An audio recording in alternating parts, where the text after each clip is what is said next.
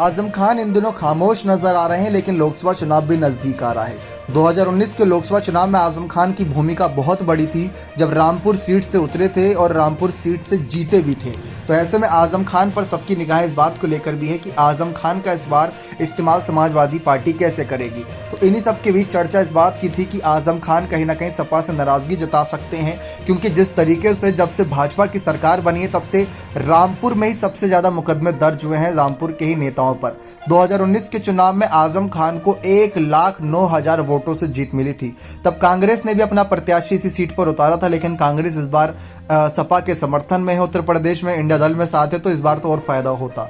लेकिन इस बार किसको उतारा जाएगा? देखा जाए तो जब 2022 का उपचुनाव हुआ तो वहां पर 42,000 वोटों से बीजेपी के घनश्याम सिंह लोधी ने इस सीट को जीत लिया था। आसिम रजा की हार हुई थी। लेकिन अब आजम खान नहीं है प्रत्याशी के तौर पर, तो किसको आगे करेगी समाजवादी पार्टी और कांग्रेस किसको समर्थन करेगी? लेकिन समय समय पर यह भी खबरें सामने आती रही कि आजम खान के साथ जो कुछ बीते कुछ सालों में हुआ है उसकी वजह से वह पाला ही बदल सकते हैं। और जब आजम खान जेल की सलाखों से बाहर आए थे तो कांग्रेस नेताओं ने कुछ ऐसे पोस्टर भी लगाए थे जिसमें आजम खान को कांग्रेस में शामिल होने का न्योता दिया था।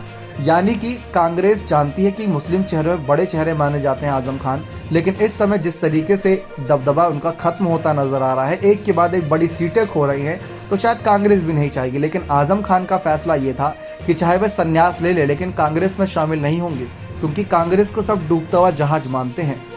खैर, अभी तो राहुल ने भारत जोड़ो यात्रा से कांग्रेस को जीवित कर दिया है, लेकिन सब कहते हैं कि कांग्रेस डूबता हुआ जहाज थी कुछ समय पहले तक। लेकिन इसी वजह से आजम खान ने भी इस मामले पर ज़्यादा बयानबाजी नहीं करी थी, लेकिन पोस्टर जरूर लगे थे। तो एक तरफ मायावती भी यही चाहती है कि कहीं ना कहीं आजम खान जैसे बड़े चेहरे उनकी पार्टी में शामिल हो जाए, और हमेशा ही मायावती ने आजम खान के हक की लड़ाई के लिए आवाज़ उठाई है, और जितना अखिलेश ने नहीं उठाई उससे तो कहीं ज़्यादा मायावती ने उठाई अगर देखा जाए तो। लेकिन जिस तरीके से माहौल बना हुआ है उस समय आजम खान को लेकर कि आजम खान अब इंसाफ की लड़ाई लड़ रहे हैं और राहत की सांस लेना चाहते हैं, लेकिन एक के बाद एक उन पर कई मुकदमे दर्ज हैं जिसकी वजह से वे काफ़ी मुसीबतों में घिरे हुए हैं। तो इन्हीं सब पर सबकी निगाहें बनी हुई हैं कि कैसे आजम खान अपने आप को इन सब से बचा पाते हैं, कैसे अपने आप को इन सब से अलग रख पाएंगे। अगर इसमें कामयाब हुए तो आजम खान के लिए बहुत बड़ी बात होगी, और अगर नहीं हुए तो आजम खान कहीं ना कहीं मुसीबतों में और घिरते जाएंगे। तो आजम खान का जो फैसला है इस समय पार्टी बदलने का, समाजवादी पार्टी छोड़ने का, वो तो दूर दूर तक नजर नहीं आया। लेकिन आजम खान की बात अलग है। अब आजम खान के परिवार के सदस्यों के राजनीतिक भविष्य की बात है, क्योंकि अब्दुल्ला आजम भी चुनाव नहीं लड़ सकते, तंजीन फातिमा पर भी कई मुकदमे चल रहे हैं। रही बात उनके परिवार के, उनके बड़े बेटे और बहू की, तो वो तो खैर राजनीति में इतनी दिलचस्पी नहीं जताते, सिद्धरा जताती हैं लेकिन वो उतरती नहीं मैदान में। तो यही सारी बातें चल रही हैं। अब देखते हैं क्या कुछ फैसला होगा।